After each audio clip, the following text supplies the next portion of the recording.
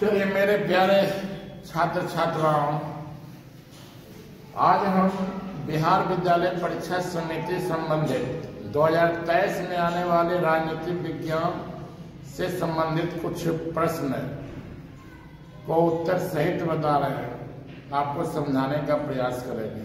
यदि आप हमारा ये वीडियो प्रारंभ से लेकर अंत तक देखते हैं तो निश्चित ही बता रहे आपको परीक्षा में लिखने में आपको काफी मदद मिलेगी और आपका रिजल्ट भी बेहतर होगा।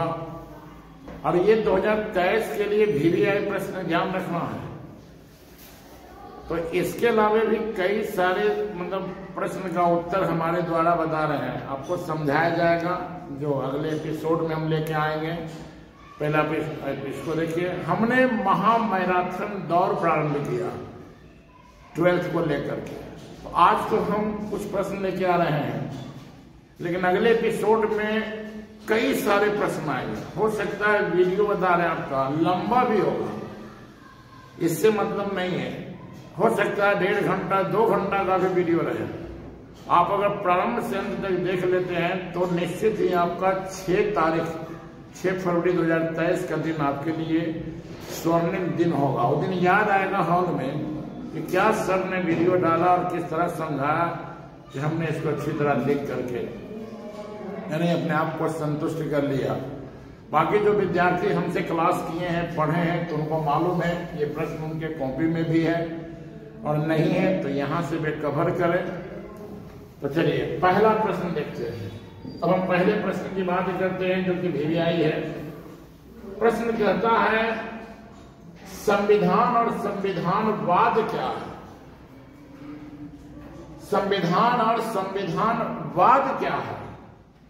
अब इसका देखिए सही उत्तर है लिखित या अलिखित। लिखित या अलिखित नियम कानून के संग्रह को संविधान कहते हैं, जिसके माध्यम से किसी भी देश के शासन को सुचारू रूप से संचालित किया जाता है।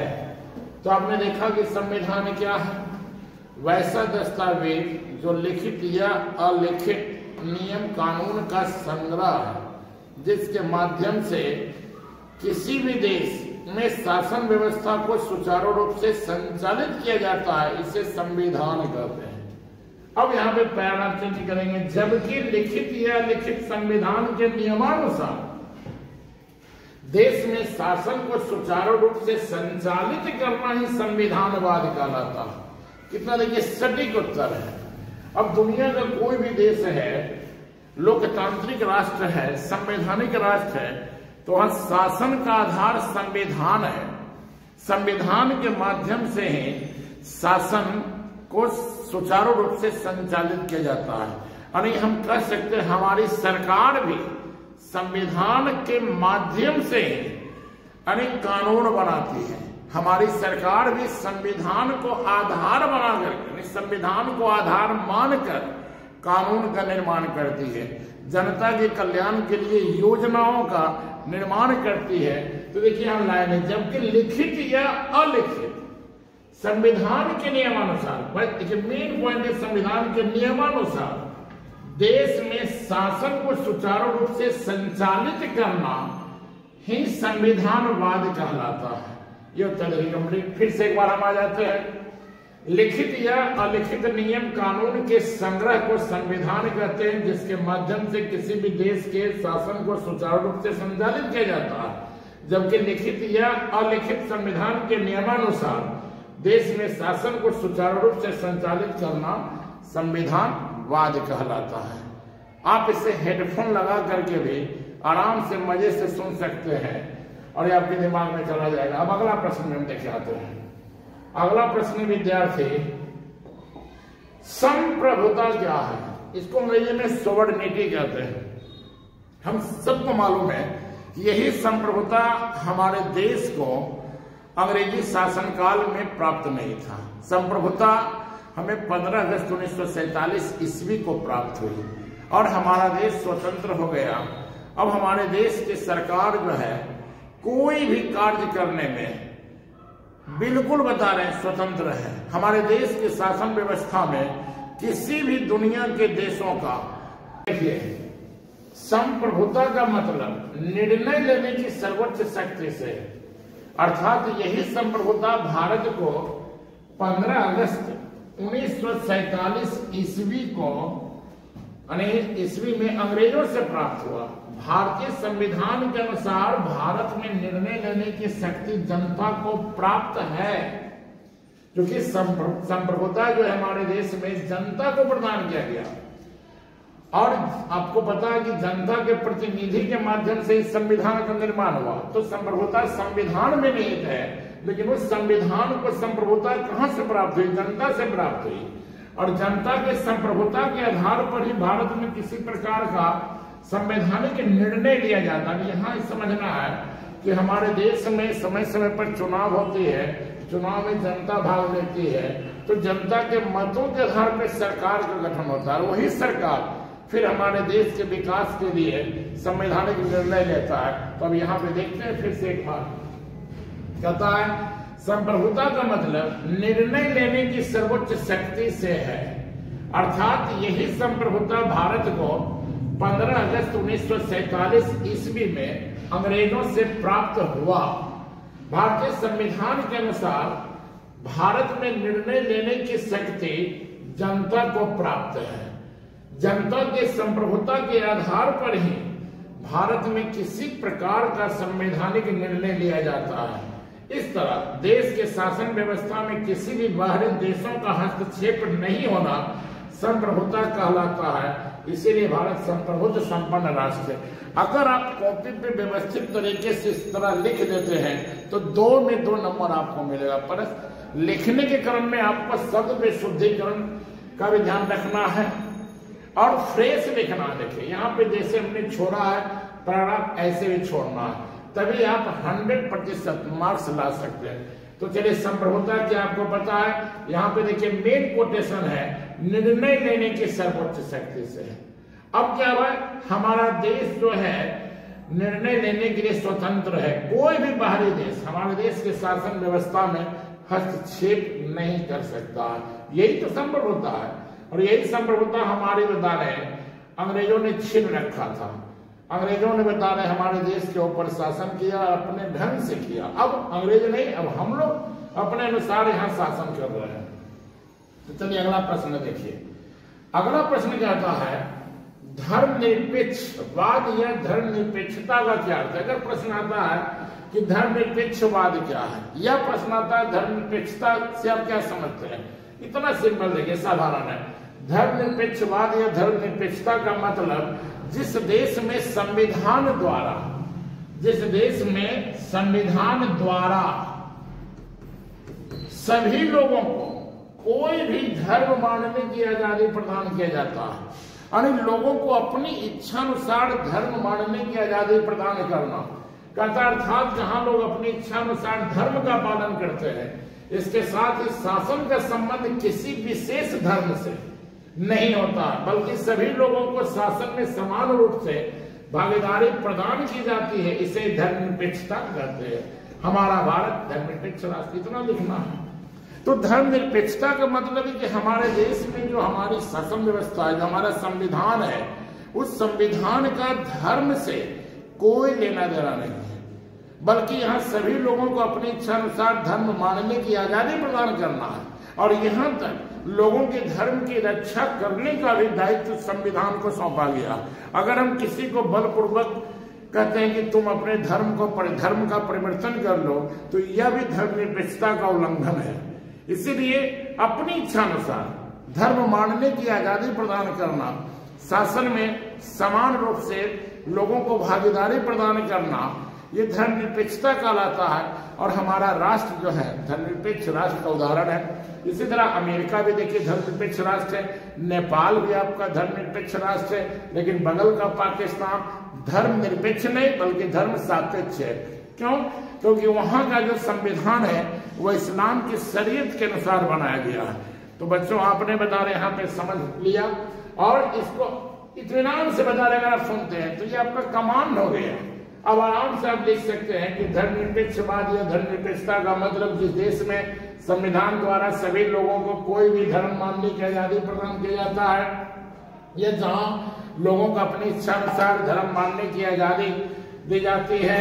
इसके साथ ही शासन का संबंध किसी भी विशेष धर्म से नहीं होता, बल्कि सभी लोगों को शासन में समान रूप से भागीदारी प्रदान की जाती है। यानी सभी लोग, सभी धर्म के लोगों को शासन में समान रूप से भागीदारी प्रदान की जाती है, इसे धर्मनिरपेक्षता कहते हैं।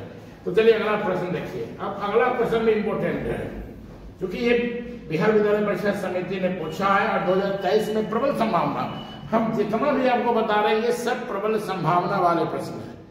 और इस एपिसोड के बाद जो अगला आएगा वो बहुत ही लंबा वीडियो रहेगा, समझिए वो महामैराथन रहेगा, उसमें काफी प्रश्नों का सॉल्यूशन रहेगा। कंटिन्यू अगर आप देख लेते हैं तो ये 2023 में जो आपकी परीक्षा है 6 फरवरी को, वो आपके लिए बहुत ही अच्छा रहेगा।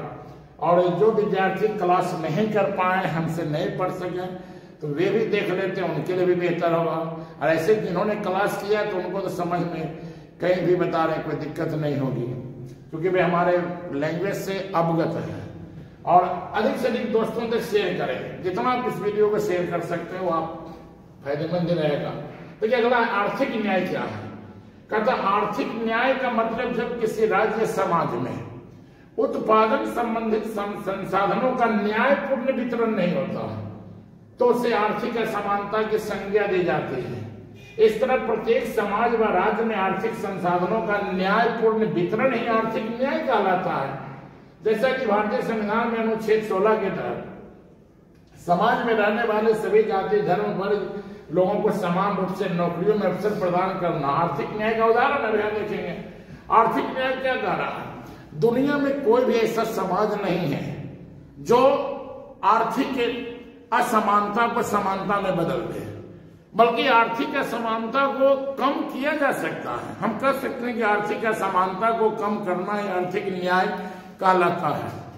तो आर्थिक न्याय कह रहा है कि जो हमारे देश में उपलब्ध जो संसाधन है, जिनका उत्पादन में योगदान है, जैसे हमारी मृदा है या वन है या बता रहे हमारे खनिज संसाधन है या और भी अन्य संसाधन है, अब इस पे हमारे समाज के कुछ ही लोगों का ज्यादा से ज्यादा प्रभुत्व हो जाता है। ऐसे में उन संसाधनों का न्यायपूर्ण वितरण करना है।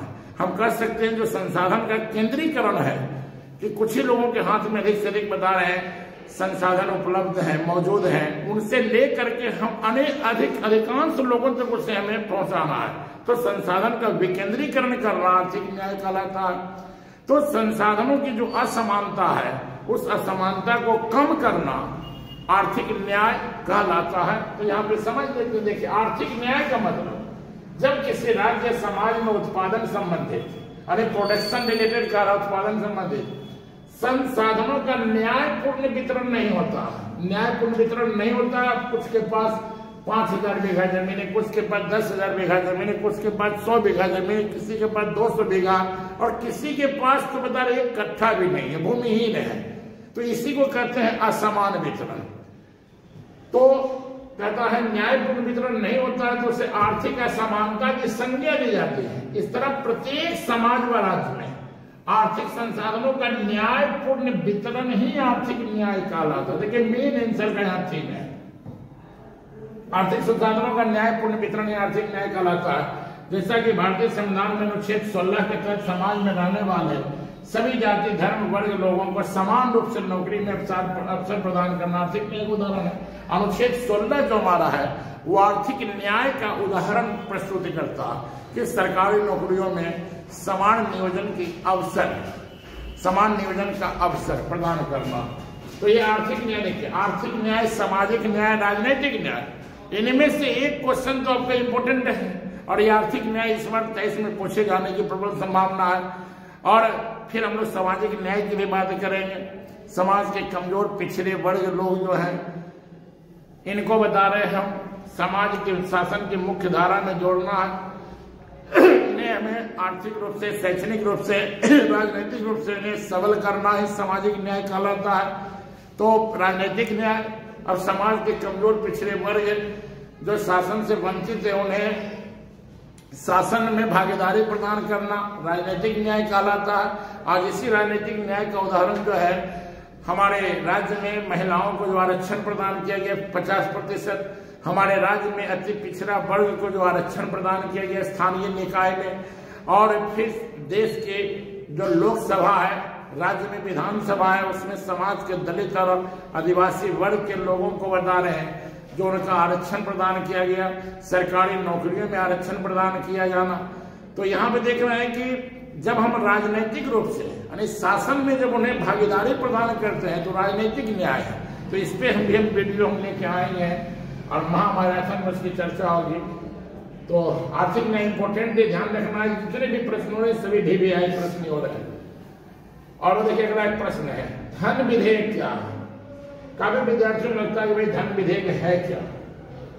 तो सबसे पहले नंबर में कि भारतीय संविधान के अनुच्छेद 110 में धन विधेयक का उल्लेख मिलता है। आप इसको ऊपर भी लिख सकते हैं या लास्ट में भी लिख सकते हैं, दिक्कत नहीं है। कहता धन विधेयक का तात्पर्य का मतलब ये होता है, नहीं तात्पर्य का यह मतलब क्या है, धन विधेयक का तात्पर्य वैसे विधेयक से है जिसमें करों के अधिरोपण, करों में स्वर होगा, करों के अधिरोपण का मतलब क्या होता है बता रहे हैं, नहीं हमें कर लगाना, हमें नया नया कर लगाना है, इसी को बोलते हैं अधिरोपण। कर में परिवर्तन, अब कर की दर में हमें कमी करना है या कर की दर में वृद्धि करना है, तो कर में परिवर्तन या कर की समाप्ति प्रक्रिया हो सकता है। सरकार को लगे कि कुछ वैसा कर है जो समाज में लोगों से लिया जाना ठीक नहीं है, तो ऐसे में उस कर की समाप्ति की घोषणा भी कर सकते हैं। तो कहता है धन विधेयक का तात्पर्य वैसे विधेयक से जिसमें करों के अधिरोपण, कर में परिवर्तन या कर की समाप्ति प्रक्रिया से है। सभी प्रकार के विधेयक को संसद के दोनों सदनों में पेश किया जाता है, लेकिन धन विधेयक को केवल राष्ट्रपति के अनुमति के उपरांत ही लोकसभा में पेश किया जाता है। इसमें एक ऑब्जेक्टिव प्रश्न भी है, वह धन विधेयक को केवल पेश किया जाता है कहां, तो लोकसभा में। तो कहता है लेकिन धन विधेयक को केवल राष्ट्रपति के अनुमति के उपरांत लोकसभा में पेश किया जाता है।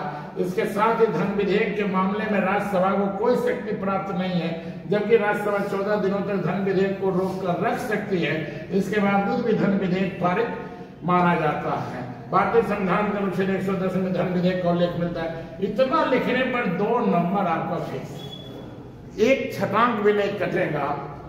तो विधेयक क्या होता है?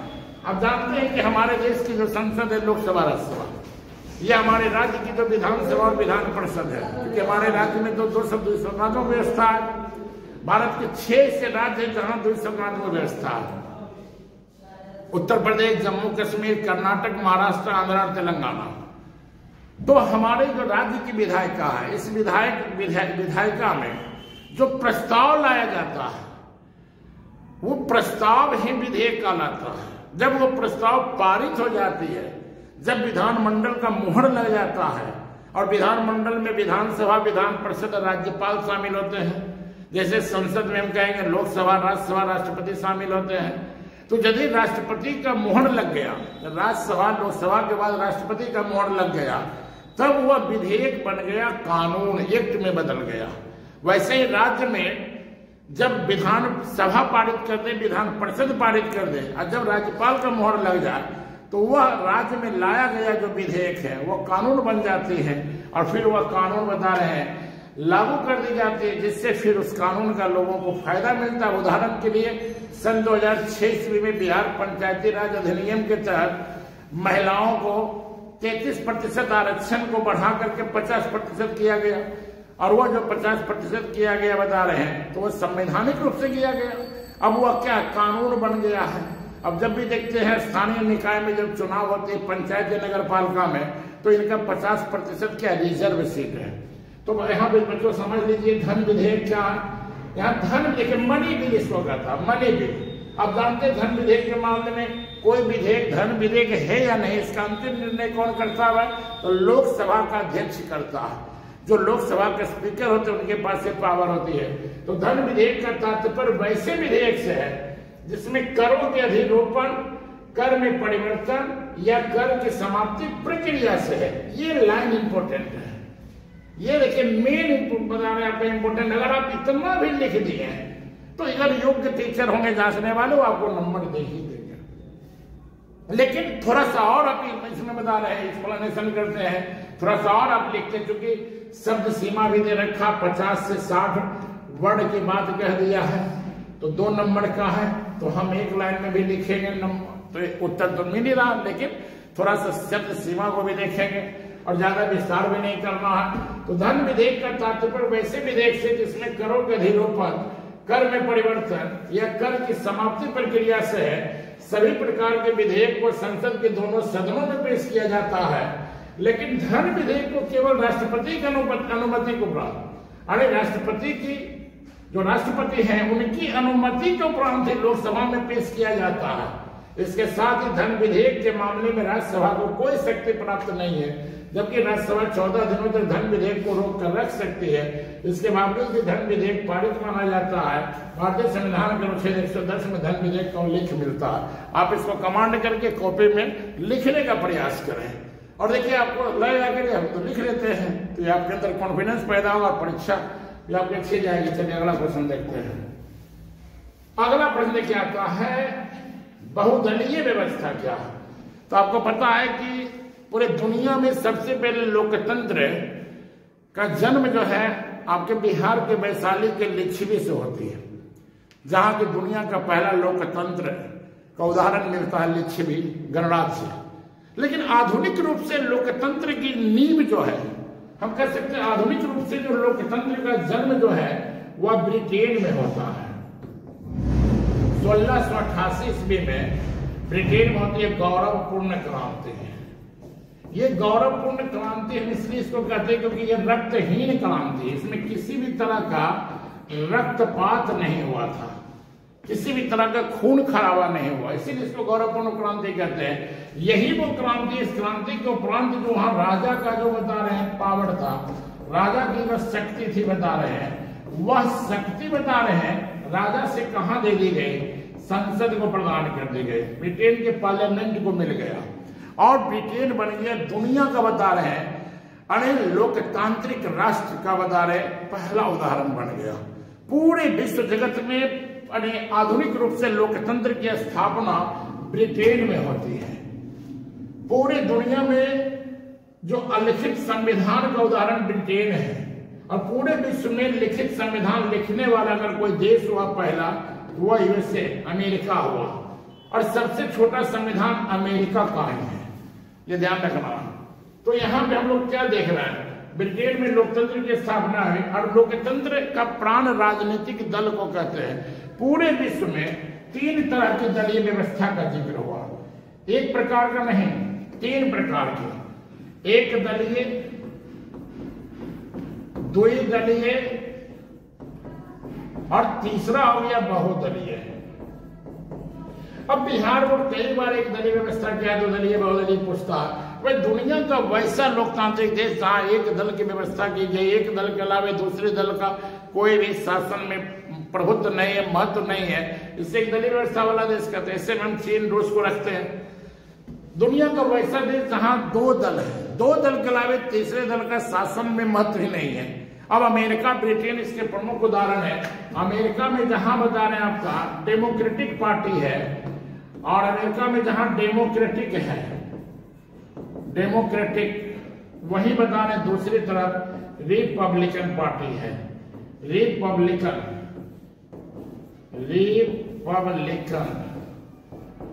ये जो देख रहे हैं रिपब्लिकन पार्टी है। उसी तरह ब्रिटेन की जब हम बात करते हैं तो ब्रिटेन में आपका जो है 2 दल है, लेबर पार्टी और दूसरा हो गया कंजर्वेटिव। देखिए लेबर पार्टी को हम श्रमिक दल कह देते हैं, लेबर पार्टी को हम मजदूर दल कह देते हैं, कंजर्वेटिव पार्टी को हम रूढ़िवादी दल कह देते हैं, हम टोरी दल भी कह देते हैं। नहीं, टोरी दल तो ये हो जाएगा यानी आपका उदार दल हो जाएगा। तो कंजर्वेटिव है, रूढ़िवादी है, तो 2 ही देखिए यहाँ 2 दल है, लेबर और कंजर्वेटिव। जिस समय द्वितीय विश्व युद्ध चल रहा था उस समय ब्रिटेन के प्रधानमंत्री विंस्टन चर्चिल थे और वो कंजर्वेटिव पार्टी के लीडर हुआ करते थे। लेकिन जब द्वितीय विश्व युद्ध के बाद जब ब्रिटेन में आम चुनाव होते हैं तो वहां लेबर पार्टी की सरकार बनती है और क्लेमेंट एटली वहां के प्रधानमंत्री बनते हैं और उनके द्वारा ही भारत को स्वतंत्रता प्रदान की जाती है, उनके द्वारा एक कैबिनेट मिशन भेजा जाता है। तो यहाँ हम गौर करते हैं कि ब्रिटेन अमेरिका द्विदलीय व्यवस्था का उदाहरण है। देखिए, द्विदलीय व्यवस्था में कभी भी गठबंधन सरकार नहीं बन सकती है। अब कहता है दुनिया में तीसरी जो दलीय व्यवस्था बहुदलीय है। अब हम यहाँ पे गौर करते हैं हमारे देश में क्या है, बहुदलीय व्यवस्था है। अब इसका सिंपल देखिए, जैसे आप अंग्रेजी में यानी ये पढ़ते होंगे हिंदी में कि एक वचन द्विवचन बहुवचन, जैसे संस्कृत में पढ़ते हैं एक वचन द्विवचन बहुवचन, और इंग्लिश में हम लोग पढ़ते हैं सिंगुलर और प्लूरल। तो सीधे देखिए यहाँ पे कहता है दो से अधिक हो गया, ये बहुदलीय हो गया। तो यहाँ लिखा हुआ जिस देश में दो से अधिक दल पाए जाते हैं इसे बहुदलीय व्यवस्था वाला देश कहते हैं। जैसा कि हमारे देश में दो से अधिक दल पाए जाते हैं। अब दो से जो अधिक दल पाए जाते हैं उनमें से कुछ अब आप जानते हैं कि वर्तमान में 8 आपका राष्ट्रीय दल है। पहले तो दो से तो अधिक हो ही गए, और फिर आपका कई क्षेत्रीय दल है, 50+ से बता रहे हैं, 51-52 बता रहे हैं।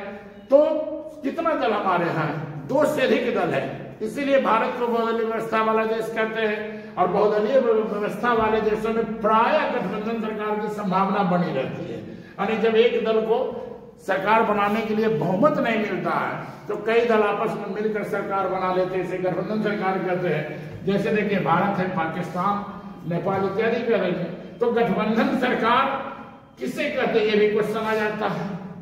तो भाई जब हमारे देश में राज्य या केंद्र में लोकसभा का चुनाव कराया जाता है, राज्य में विधानसभा और केंद्र में लोकसभा, और इस चुनाव में जब किसी भी दल को सरकार बनाने के लिए पूर्ण बहुमत नहीं मिलता, हमने बताया भी था कि पूर्ण बहुमत का मतलब क्या होता है। पूर्ण बहुमत का मतलब होता है आपका कुल सीट का आधा से अधिक, यानी कुल सीट का आधा से एक अधिक, बस ये देखिए इसका बहुमत है, पूर्ण बहुमत। अब लोकसभा में 543 निर्वाचित सीट है, 2 राष्ट्रपति मनोनीत करते, इसको हटा देंगे। 543 का कीजिए 273 जो हो गया ये पूर्ण बहुमत हो गया। हमारे बिहार में 243 सीटें हैं और इसका हम आधा करेंगे तो 122 पूर्ण बहुमत हो गया। अगर हम देखते हैं कि हमारे बिहार में 2020 में जब आम विधानसभा का चुनाव हुआ, किसी भी दल को बता रहे हैं 122 सीट नहीं मिला। कारण है क्योंकि गठबंधन में चुनाव लड़ा गया। तो एनडीए गठबंधन को बहुमत मिली थी, 125 सीट मिला था, जिसमें जेडीयू, अब बीजेपी, वीआईपी और हम पार्टी। लेकिन समय के अनुसार समय बदला और नीतीश कुमार जी चूंकि महागठबंधन के साथ आ गए हैं तो वर्तमान में महागठबंधन की सरकार। और इसमें देख रहे हैं कि जदयू है, राष्ट्रीय जनता दल है, कांग्रेस पार्टी भी है, फिर वाम मोर्चा भी, इसमें भाकपा माकपा भी है, फिर इसमें आपका जो है अनेक कुछ ऐसे लोग आ गए AIMI के जीते विधायक भी उन्होंने पाला बदल करके आरजेडी में अपने आप को शामिल करा लिया। तो देखिए यहाँ पे आपका जो है कि बहुमत क्या है, क्लियर है। गठबंधन क्या है, तो गठबंधन का मतलब ही होता बता रहे हैं एक दूसरे से मिलकर सरकार बनाना, यही गठबंधन सरकार कहलाती है। तो वर्तमान में बिहार में गठबंधन सरकार है, झारखंड में गठबंधन की सरकार है, महाराष्ट्र में गठबंधन की सरकार चल रही है।